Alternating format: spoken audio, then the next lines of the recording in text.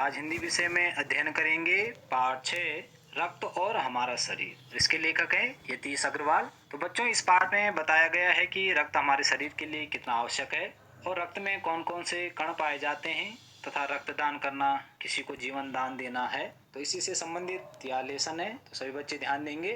दिव्या अनिल की छोटी बहन है। यूँ तो वह शुरू से ही कमज़ोर है, लेकिन इधर कुछ दिनों से उसे हर समय थकान महसूस होती रहती है। मन किसी काम में नहीं लगता। भूख भी पहले से कम हो गई है। अस्पताल में उसे डॉक्टर ने देखा तो कहा लगता है दिव्या के शरीर में रक्त की कमी हो गई है। जांच कराकर देखते हैं। यह कहकर उन्होंने दिव्या को रक्त की जांच के लिए पास के ही कमरे में भेज दिया। वहां अनिल को अपनी ही जान पहचान की डॉक्टर दीदी दिखाई दी। तो अनिल की बहन है दिव्या, तो उसे वह डॉक्टर के पास ले जाता है। और अनिल की छोटी बहन जो दिव्या है वह बहुत कमजोर थी। वह हमेशा थकान महसूस करती थी और किसी काम में उसका मन न लगता।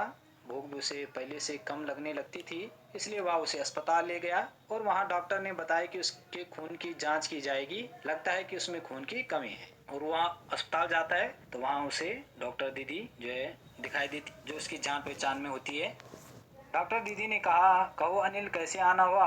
अनिल ने बताया कि डॉक्टर ने दिव्या को खून की जांच के लिए आपके पास भेजा है। तो जो डॉक्टर दीदी है वह कहती है, बताओ अनिल यहाँ आना कैसे हुआ। तो अनिल ने बताया कि डॉक्टर ने दिव्या को खून की जांच के लिए आपके पास भेजा है। इतना सुनते ही डॉक्टर दीदी ने दिव्या की उंगली से रक्त की कुछ बूंदें एक छोटी सी शीशी में डाल दी और स्लाइड पर लगा दी।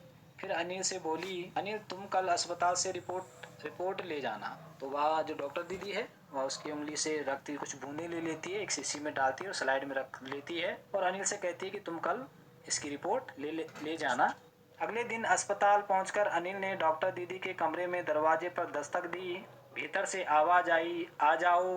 अनिल के कमरे में प्रवेश अनिल ने कमरे में प्रवेश किया तो पाया डॉक्टर दीदी सूक्ष्मदर्शी द्वारा एक स्लाइड की जांच कर रही थी। दीदी के इशारे से वह पास रखी कुर्सी में बैठ गया। स्लाइड की जांच पूरी होने पर डॉक्टर दीदी ने साबुन से हाथ धोए और तौलिए से पोंछती हुई बोली, अनिल दिव्या को एनीमिया है, चिंता की बात नहीं, कुछ दिन दवा लेगी तो ठीक हो जाएगी। तो अनिल अगले दिन रिपोर्ट लेने अस्पताल जाता है।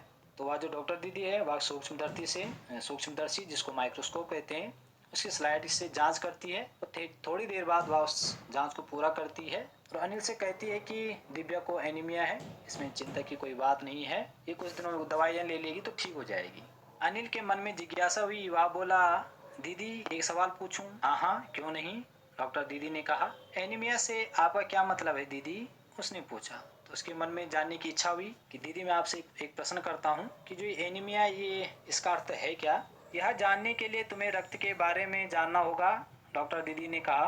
फिर बोली, अनिल देखने में रक्त लाल द्रव के समान दिखता है, किंतु इसे सूक्ष्मदर्शी द्वारा देखें तो यह भानुमति के पिटारे से कम नहीं। मोटे तौर पर इसके दो भाग होते हैं, एक भाग वह जो तरल है जिसे हम प्लाज्मा कहते हैं। तो वह डॉक्टर दीदी कहती है कि तुम्हें इसे एनीमिया को जानने के लिए तुम्हें रक्त के बारे में जानना होगा।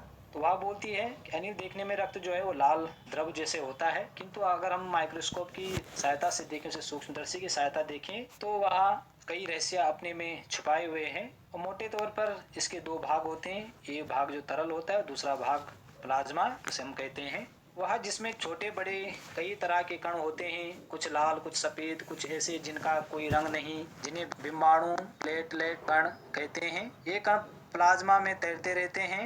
इतना कहकर डॉक्टर दीदी ने सूक्ष्मदर्शी के नीचे एक स्लाइड लगाई, उसे फोकस किया और बोली, देखो अनिल सूक्ष्मदर्शी द्वारा जो कण तुम्हें दिखाई दे रहे हैं ये हैं लाल रक्त कण। डॉक्टर दीदी थी वो अनिल को समझा रहे हैं कि कुछ सफेद कण होते हैं, कुछ लाल कण होते हैं, कुछ कण प्लाज्मा में तैरते रहते हैं। और इतना कहते ही वह अनिल को बुलाती है और सूक्ष्मदर्शी स्लाइड रख देती है और अनिल को कहती है कि देखो यह जो लाल रक्त कण है किस प्रकार से दिखाई देते हैं।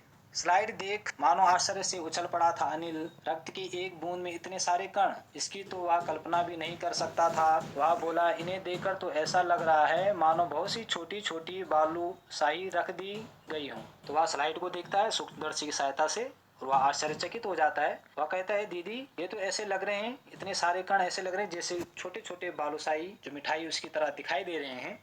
हाँ दीदी बोली, लाल कण बनावट में बालूशाही की तरह ही होते हैं, गोल और दोनों तरफ अवतल यानी बीच में दबे हुए रक्त की एक बूंद में इनकी संख्या लाखों में होती है। यदि हम एक मिलीमीटर रक्त ले तो उसमें हमें 40 से 55 लाख कण मिलेंगे। इनके कारण ही हमें रक्त लाल रंग का नजर आता है।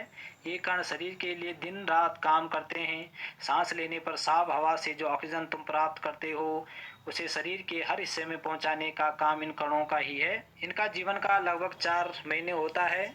4 महीने के होते होते नष्ट हो जाते हैं, लेकिन एक साथ नहीं, धीरे धीरे, कुछ आज, कुछ कल, कुछ उससे अगले दिन।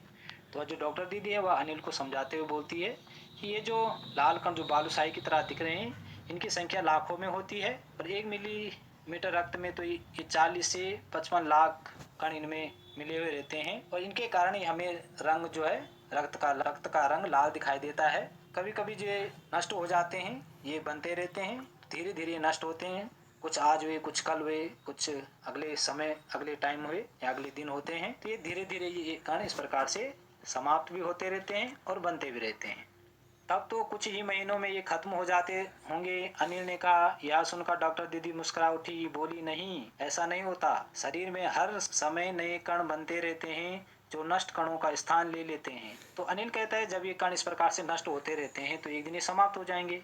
तो डॉक्टर दीदी मुस्कुराती है और कहती है ऐसा नहीं है, ये कण नष्ट होते हैं लेकिन उनकी जगह नए कण बन जाते हैं या नए कण उनका स्थान ले लेते हैं। हड्डियों के बीच में भाग मज्जा में ऐसे बहुत से कारखाने होते हैं जो रक्त कणों के निर्माण कार्य में लगे रहते हैं। इनके लिए इन कारखानों को प्रोटीन, लोह तत्व और विटामिन रूपी कच्चे माल की जरूरत होती है। या पौष्टिक आहार लेते हो, हरी सब्जी, फल, दूध, अंडा और गोश्त में ये तत्व उपयुक्त मात्रा में होते हैं। तो वह जो डॉक्टर दीदी है वह बोलती है कि ये कण बनते रहते हैं लेकिन इनके निर्माण के लिए हमें प्रोटीन, लोह तत्व, आयरन, विटामिन, इस प्रकार जो पौष्टिक आहार है, हरी पत्तेदार सब्जियां, फल हो गए, दूध, अंडा, इस प्रकार से हमें इनका सेवन करना पड़ता है, तब जाके ये कण बनते हैं। यदि कोई व्यक्ति उचित आहार ग्रहण नहीं करता तो इन कारखानों का आवश्यकतानुसार कच्चा माल नहीं मिल पाता। नतीजा यह होता है कि रक्त कण बन नहीं पाते, रक्त में इनकी कमी हो जाती है। लाल कणों की इसी कमी को एनीमिया कहते हैं। तो वह आगे बोलती है यदि कोई उचित आहार न ले, प्रोटीन न ले, विटामिन से युक्त भोजन न ले तो यहाँ जो कण है यहाँ नहीं बनते हैं, जिससे उन्हें रक्त की कमी हो जाती है। और इसी रक्त की कमी को, जो लाल कण है, उसी कमी जब हो जाती है तो इसी को एनीमिया रोग कहते हैं। तो क्या संतुलित आहार लेने मात्र से हम एनीमिया से बचे रह सकते हैं? अनिल ने सवाल किया। दीदी बोली, हाँ, यह कहना काफी हद तक सही होगा। यूं तो एनीमिया बहुत से कारणों से हो सकता है, किंतु हमारे देश में इसका सबसे बड़ा कारण पौष्टिक आहार की कमी है। इसके अलावा इस रोग का एक और बड़ा कारण है पेट में कीड़ों का हो जाना। ये कीड़े प्रायः दूषित जल और खाद्य पदार्थों द्वारा हमारे शरीर में प्रवेश करते हैं। अतः इनसे बचने के लिए यह आवश्यक है कि हम पूरी सफाई से बनाए गए खाद्य पदार्थ ही ग्रहण करें। तो दीदी कहती है, जो डॉक्टर दीदी है, वो कहती हैं कि यह कई कारणों से हो सकता है, लेकिन जो हमारे देश में है ये मुख्यतः यह पौष्टिक आहार न लेने की कमी से ही होता है। अगर हम पौष्टिक आहार न लें, इस प्रकार से हमें एनीमिया रोग हो जाता है। तो इसलिए हमें उचित संतुलित आहार जिसको कहते हैं उसको लेना चाहिए। भोजन करने से पूर्व अच्छी तरह से हाथ धो लें और साफ पानी ही पिएं। और हाँ, अनिल, एक किस्म के कीड़े भी हैं जिनके अंडे जमीन की ऊपरी सतह में पाए जाते हैं। इन अंडों से उत्पन्न हुए लार्वे त्वचा के रास्ते शरीर में प्रवेश कर आंतों में अपना घर बना लेते हैं। इनसे बचने का सहज उपाय है कि शौच के लिए हम शौचालय का ही प्रयोग करें और इधर उधर नंगे पैर न घूमें। तो डॉक्टर दीदी आगे बोल रही है कि भोजन से पूर्व हमें अच्छी तरह हाथों को धो लेना चाहिए, साफ पानी पीना चाहिए और कुछ इस प्रकार के जो कीटाणु होते हैं जो हमारी त्वचा में चले जाते हैं, तो हमें खुले में शौच नहीं करना चाहिए। शौच के लिए हमें शौचालय का ही प्रयोग करना चाहिए और इधर उधर नंगे पैर नहीं घूमना चाहिए। दीदी, यह तो बहुत ही महत्वपूर्ण बात बताई आपने, अनिल बोला। वह पल भर सोच में डूबा रहा, फिर बोला, आपने बताया था कि रक्त में सफेद कणों, बीमाणु, प्लेटलेट कण भी होते हैं, शरीर में उनका क्या काम है? तो उसने कहा, दीदी आपने तो बहुत महत्वपूर्ण बात बताई है। तो आपने बताया था कि जो सफेद कण है और बीमाणु, जो प्लेटलेट कण है, वो भी हमारे शरीर में होते हैं, इनका क्या काम होता है? दीदी बोली, सफेद कण वास्तव में हमारे शरीर के बीज सिपाही हैं। जब रोगाणु शरीर पर धावा बोलने की कोशिश करते हैं, सफेद कण उनसे डटकर मुकाबला करते हैं और जहां तक संभव हो पाता है रोगाणुओं को भीतर घर नहीं करने देते। बस संक्षेप में यूं मान लो कि वे बहुत से रोगों से हमारी रक्षा करते हैं। तो डॉक्टर दीदी वो बोलती है कि जो सफ़ेद कण है वास्तव में वह एक वीर सिपाही की भांति हमारे शरीर में कार्य करते हैं। जिस प्रकार एक सिपाही अपने देश की रक्षा करता है, उसी प्रकार से सफ़ेद कण हमारे शरीर में रोगाणु से हमारी रक्षा करते हैं और उन रोगाणु से लड़ते हैं, जिससे वो हमारे शरीर की रक्षा करते हैं। और बीमाणुओं का काम है चोट लगने पर रक्त जमाव क्रिया में मदद करना। रक्त के तरल भाग प्लाज्मा में एक विशेष किस्म की प्रोटीन होती है जो रक्त वाहिका की कटी फटी दीवार में मकड़ी के जाले के समान एक जाला बुन देती है। बीमाणु इस जाले से चिपक जाते हैं और इस तरह दीवार में आई दरार भर जाती है, जिससे रक्त बाहर निकलना बंद हो जाता है। तो बीमाणु काम होता है वह हमारे शरीर को खून है बहने से रोकता है, उसका एक थक्का जमा लेता है, खून बहना बंद हो जाता है। और प्लाज्मा में एक विशेष प्रकार किस्म का प्रोटीन होता है जो हमारी रक्त वाहिका जो है उस कटी फटी दीवार से मकड़े की जाली की तरह उजाला बना देती, थक्का बना देती है, जिससे खून का रिसाव रुक जाता है। अनिल बोला, दीदी लेकिन घाव गहरा हो तब तो खून बहता ही चला जाता है। हाँ, ऐसे समय में उस व्यक्ति को जल्दी से डॉक्टर के पास ले जाना चाहिए। जरूरत समझने पर ऐसी स्थिति से निपटने के लिए कुछ टांके भी लगाने पड़ सकते हैं, किंतु डॉक्टर के पास पहुंचने तक के समय में चोट के स्थान पर कसकर एक साफ कपड़ा बांध देना चाहिए। दबाव पड़ने से रक्त का बहाव कम हो जाता है, जो उस व्यक्ति के लिए काफ़ी लाभप्रद सिद्ध हो सकता है। किंतु अगर बहुत अधिक रक्त बह जाए तो उसे रक्त चढ़ाने की जरूरत भी पड़ सकती है, दीदी ने समझाते हुए कहा। तो जो डॉक्टर दीदी है उन्होंने समझाया कि जो अगर ज़्यादा खून बह रहा है तो हमें उसे डॉक्टर के पास ले जाना चाहिए। अगर खून बहना बंद नहीं हो रहा है तो उसको जल्दी से डॉक्टर के पास ले जाए। हाँ, डॉक्टर के पास ले जाने से पहले हमें उस जगह को कपड़े से बांध देना चाहिए, ताकि जो खून का जो रिसाव है वह कम हो सके, खून का बहना बंद हो सके या कम हो सके। तो इस प्रकार से डॉक्टर दीदी उसको समझा रही है अनिल को। अनिल ने कहा, क्या ऐसे समय में किसी भी व्यक्ति का खून काम आ सकता है? दीदी बोली, अनिल, हर किसी का रक्त एक सा नहीं होता है। कुछ विशेष गुणों के आधार पर रक्त को 4 मुख्य वर्गों में बांट दिया गया है। जरूरतमंद व्यक्ति के रक्त समूह की जांच करने के बाद उसे उसी रक्त समूह का रक्त चढ़ाया जाता है। लेकिन जरूरत के समय यदि उस रक्त समूह का कोई व्यक्ति मिले ही नहीं, तब अनिल ने पूछा। तो दीदी ने कहा, ऐसा नहीं है, अगर खून ज़्यादा बह जाता है तो हमें उस व्यक्ति के लिए उनकी आवश्यकता होती है और हम किसी का भी खून नहीं ले सकते हैं। जिसको खून की कमी है, किसी को खून चढ़ाना है, तो वह जो खून है वह 4 वर्गों में बटा हुआ रहता है। उसी वर्ग का खून हम उस व्यक्ति को दे सकते हैं जिसमें खून की कमी हो। ऐसी आपात स्थिति के लिए ही ब्लड बैंक बनाए गए हैं। प्राय हर बड़े अस्पताल में इस तरह के बैंक होते हैं जहां सभी प्रकार के रक्त समूह का रक्त तैयार हो जाता है। किंतु इन ब्लड बैंकों में रक्त का भंडार सुरक्षित रहे, इसके लिए यह आवश्यक है कि हम समय समय पर रक्तदान करते रहें, दीदी ने कहा। तो डॉक्टर दीदी ने अनिल से कहा कि जो ऐसी आपात स्थिति है, किसी को अगर उनकी आवश्यकता पड़ जाती है, तो हमें बड़े बड़े अस्पताल में इस तरह के ब्लड बैंक बनाए जाते हैं जहां खून को सुरक्षित रखा जाता है और इन ब्लड बैंकों को रक्त भंडार में इनको सुरक्षित रखा जाता है और समय आने पर हम उस रक्त को उस व्यक्ति तक दे सकते हैं या उस व्यक्ति को चढ़ा सकते हैं जिसको आवश्यकता हो। क्या मैं भी रक्तदान कर सकता हूँ? अनिल ने पूछा।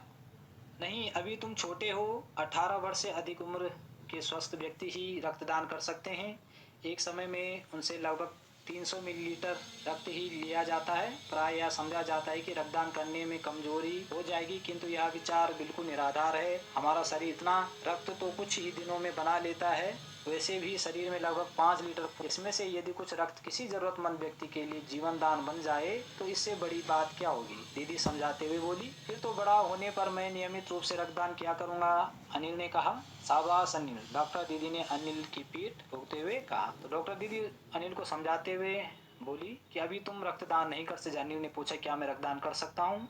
तो डॉक्टर दीदी ने उत्तर दिया, नहीं, अभी तुम 18 वर्ष के नहीं हुए हो। 18 वर्ष से अधिक के व्यक्ति ही दान कर सकता है और एक समय में लगभग एक व्यक्ति से 300 मिलीलीटर ही रक्त लिया जाता है। और अधिकतर यह धारणाएं मानी जाती है कि रक्तदान करने से कमजोरी आ जाती है। यह बिल्कुल मिथ्या बात है, यह बिल्कुल निराधार है। हमारा जो शरीर है, अगर हम संतुलित आहार लेते हैं, पौष्टिक आहार लेते हैं, तो हमारा जो रक्त है वह कुछ दिन में ही बनकर तैयार हो जाता है और हम रक्तदान करके ही दूसरे लोगों की मदद कर सकते हैं ताकि किसी का जीवन बच सके। और फिर अनिल कहता है कि मैं नियमित रूप से भी रक्तदान करूंगा।